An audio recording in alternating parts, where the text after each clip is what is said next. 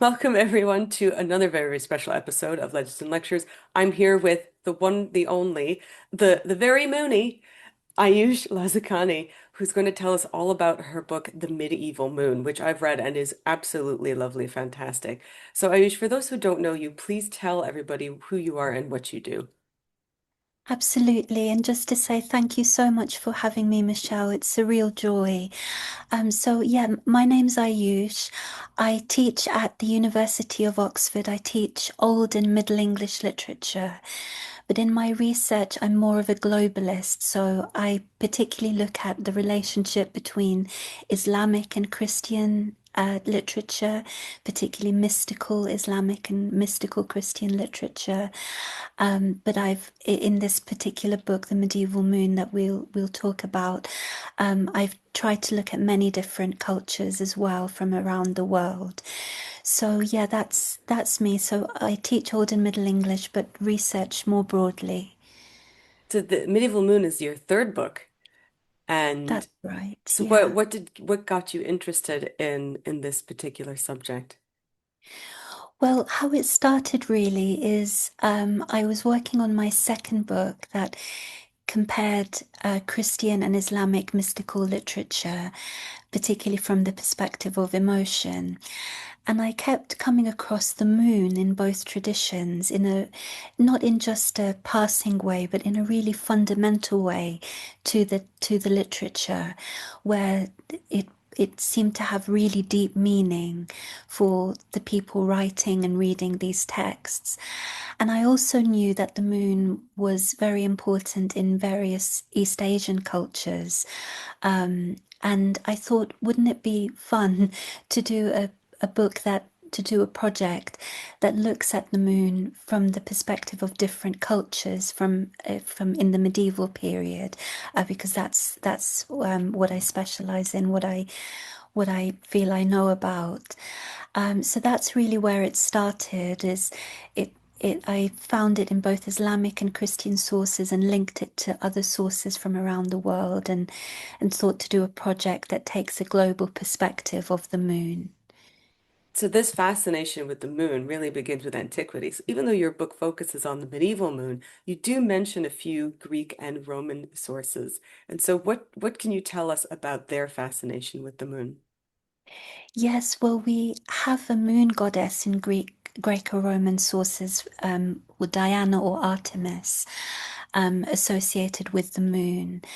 Um, we also have interest in traveling to the moon in a text by someone called Lucian of Samosata, which is antiquity, so pre-medieval. Um, we have a lot of interest in the idea of the moon as feminine. I believe in antiquity. I'm not a specialist in antiquity, so apologies for any mistakes. But the moon is very central to a lot of belief in the Greco-Roman period and in other pre-medieval societies as well. The Greek story of Samosata is very interesting because it's the against the Moonite people and the Sunite people. There's some kind of war that's going on between them. That's right, yes. So travelers are caught in a storm that flies them upwards and they land on the moon. And they realize that there's this war going on between, as you say, the Moon Knights and the Sun Knights. Um, and it's a war that in the end is solved by forming a kind of eclipse. Um, a war that's solved by forming a kind of eclipse. And interestingly, we're told that people on the moon, that actually men give birth through the calves of their legs. So it's a very interesting, peculiar story. I love that. It's fantastic. Your book really starts out with two specific sources. You start out with the Ming Dynasty, and you start out with a 12th century English monk. Why two? I mean, the book covers from around 700 to around 1600, but why cover those two specific sources as your beginning? Well, it was really the images that I discovered where we have two figures gazing on the moon, one an English source, one from the Ming Dynasty in China. And I thought it really encapsulates what I hope we would be, me and readers would be doing in the book, which would be gazing on the moon to study it, to try and understand it, to let our imaginations flow freely. So I found those two images, they seemed to complement each other so well, although they came from completely different time periods, completely different cultures, no sense that the illustrators would have had any contact with each other at all. But it read this idea of gazing at the moon and having this fascination with the moon, I found really compelling. So the subtitle is the moon haunts and blesses. So who feels haunted by the aspect of the moon, and who feels blessed by the aspects of the moon?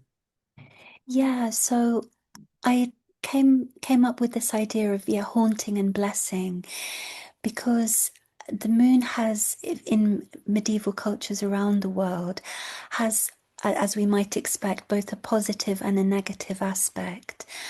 But in particular, the moon, we have it associated with falseness, inconstancy, brokenness, grief. So it is a kind of haunting. But on the other hand, we have it associated with fertility, with joy, with miracles. So it is a kind of blessing. So the moon has this myriad of meanings depending on the culture, but also within a particular culture, like in medieval English culture and literature, there might be really negative associations of the moon, like we find in Chaucer or the Middle English poem called Pearl. But there might also be very positive associations with the moon, um, like the moon associated with fertility and joy that we see in, for example, medieval saints' lives. So who was it that decided that the moon was a planet? Because they did have this wide belief at the time that the moon was its own planet, not that it was a moon of us. Yes, so probably a lot of this idea comes from Ptolemy, the moon as a planet, because he was very deeply influential on medieval ideas of what the moon was.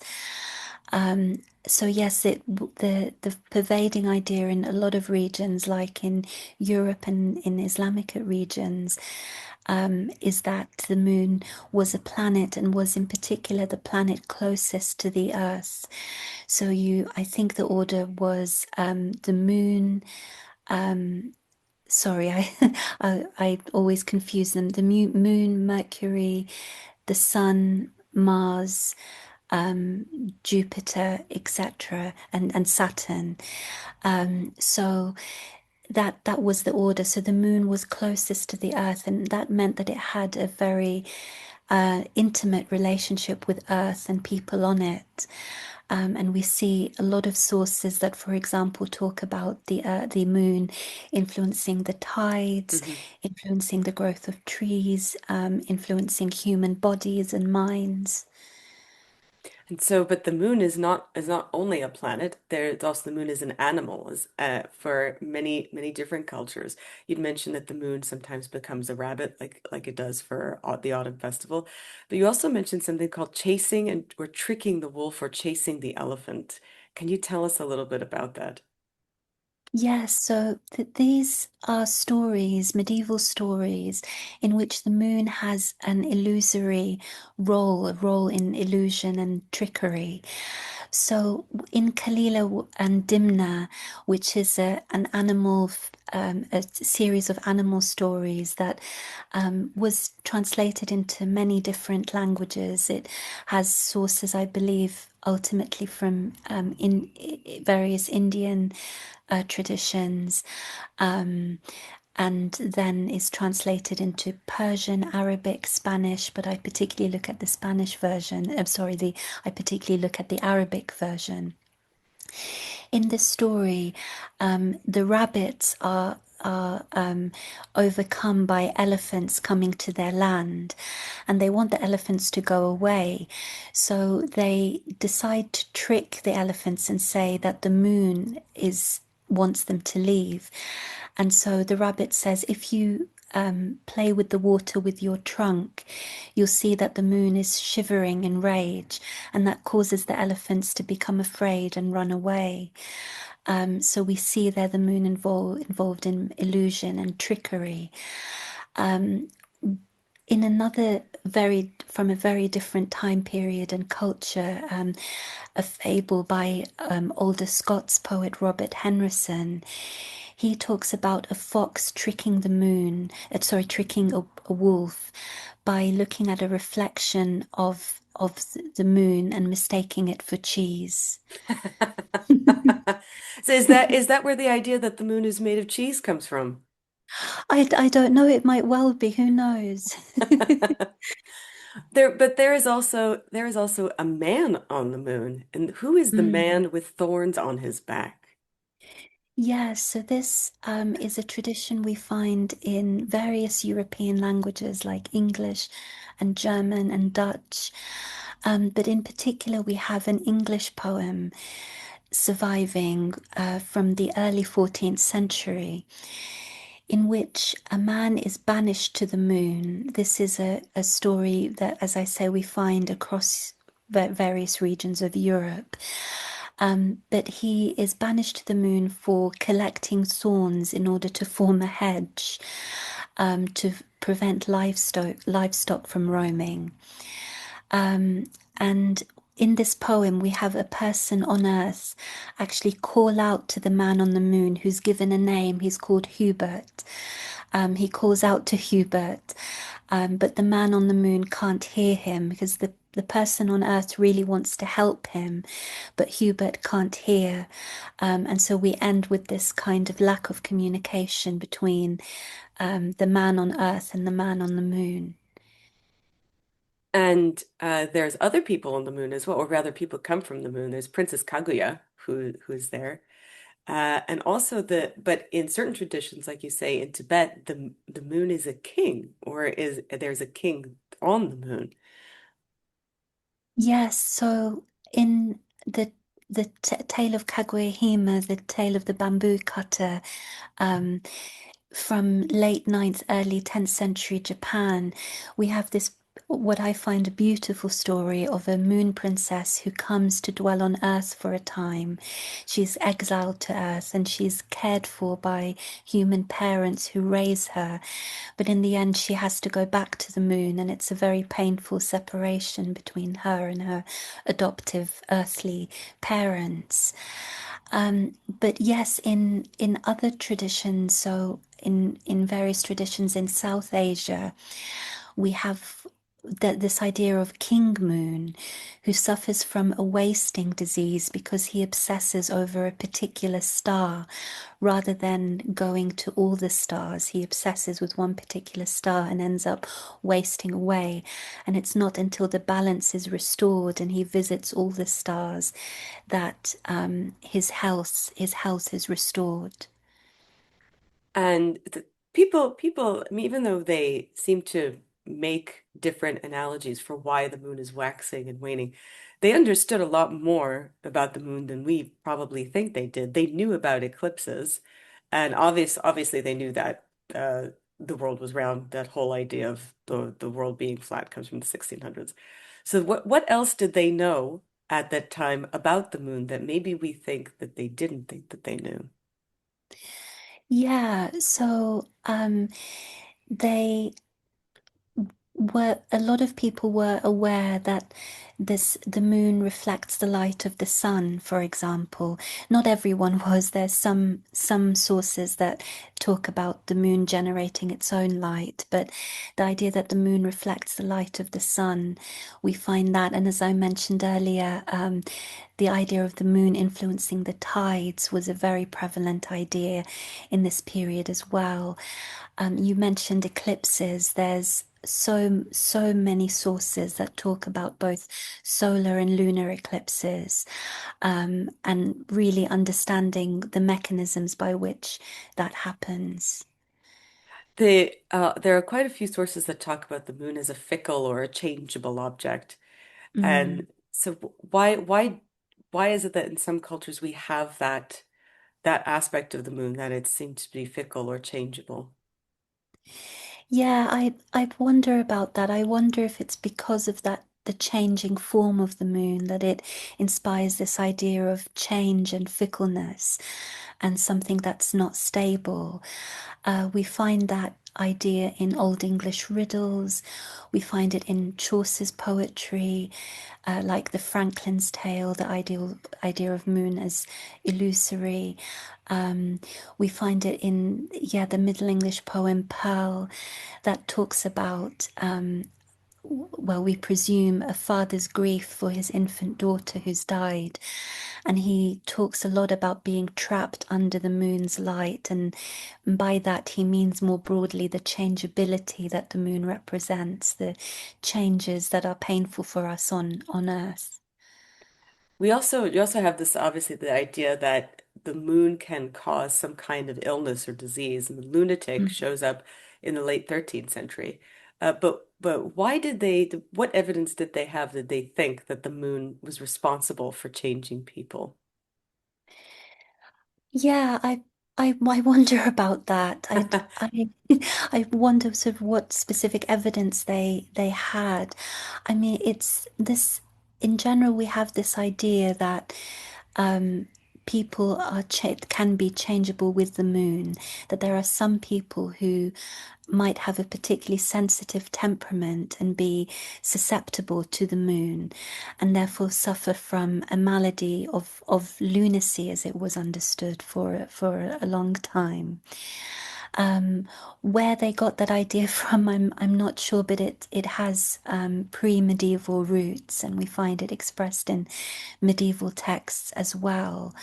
Um, and there we might talk about this later, but also there's a lot of emphasis on the moon's position as affecting one's physical health as well. So there was this pervasive idea, probably ultimately coming from classical or pre-Christian, pre-medieval. I was thinking of the English context, of the moon's position as influencing, for example, the prognosis of an illness, when you should undertake treatment like bloodletting. All of that was influenced by the moon's position in a particular star sign at any given moment. And like my boy Simon Foreman, who who was very who was very serious about the planets. I noticed that as well. You included in your book one of the places where it shows that the zodiac and how it affects certain parts of the body. But why did they think that well, there's the moon that affects the health, but they also did healing by the moon. Why did they think that the zodiac or the planets could somehow correspond to different body parts? Yeah, it was this idea called melathesia that was a concept that suggested that in, particular star signs or particular zodiac signs influence particular parts of the body or were linked to particular parts of the body. So Aries was linked to the head, for example.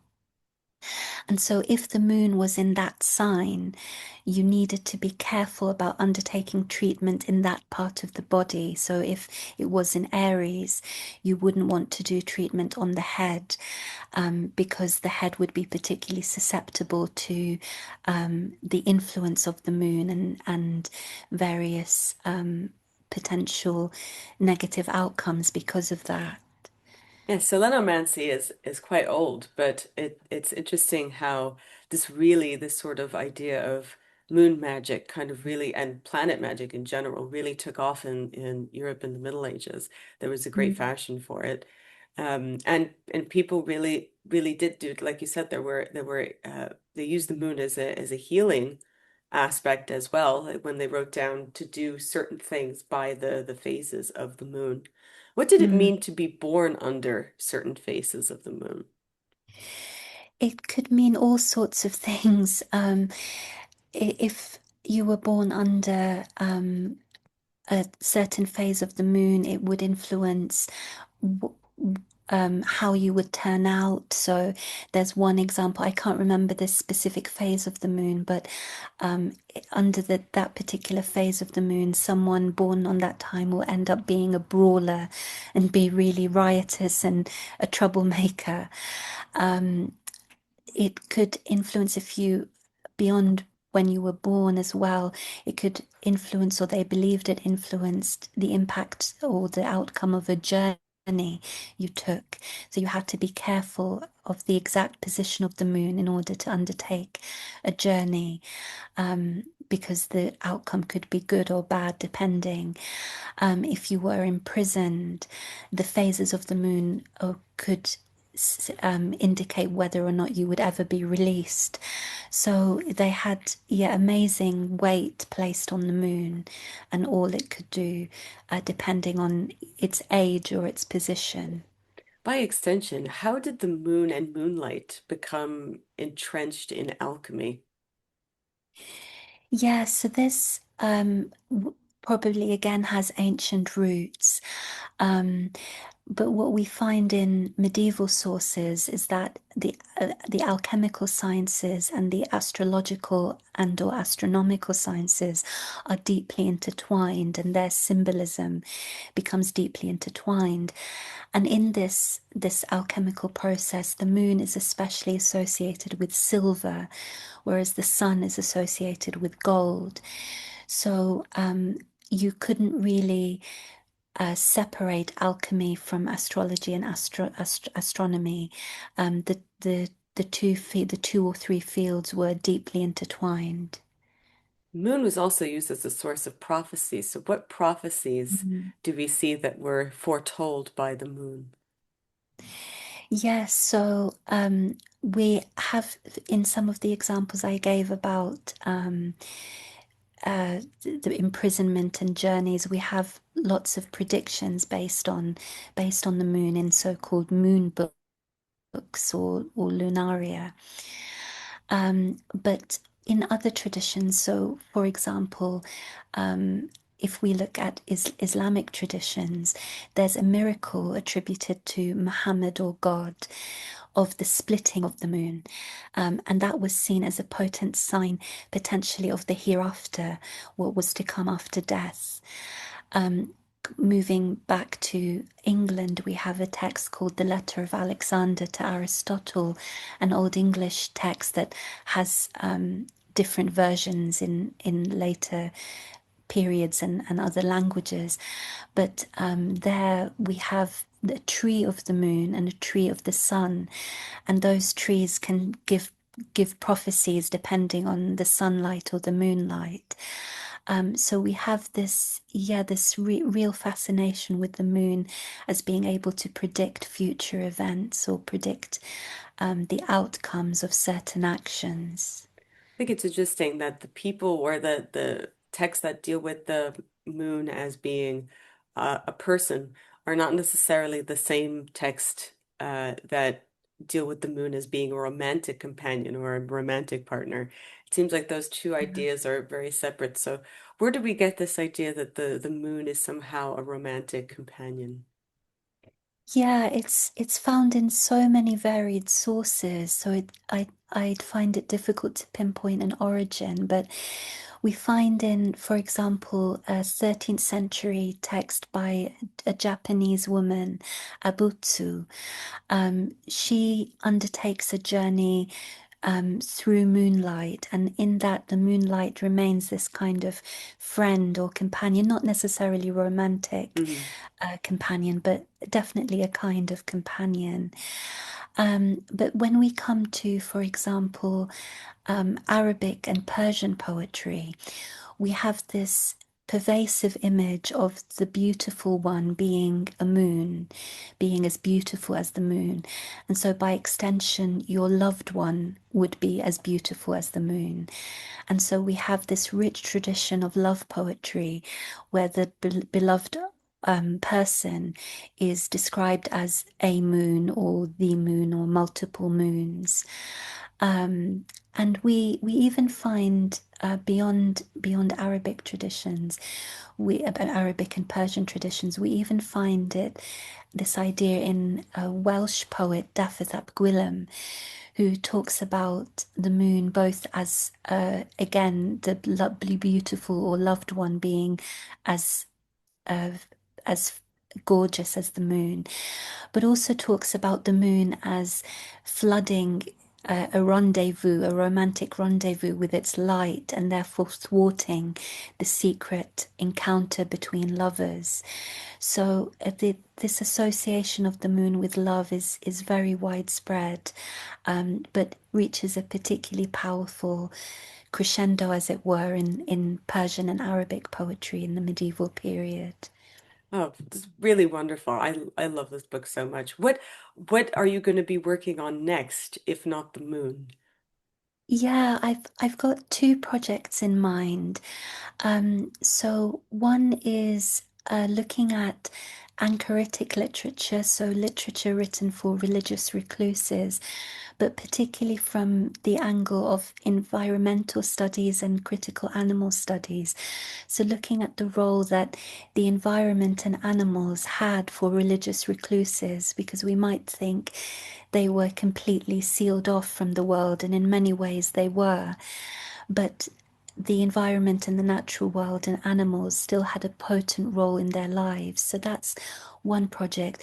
The other one, I'm hoping to look at women in the Islamic world, a kind of general history from the 8th to the 19th century. So quite wide ranging, but I hope will be interesting for a general audience and who want to find out more about women in Islamic societies.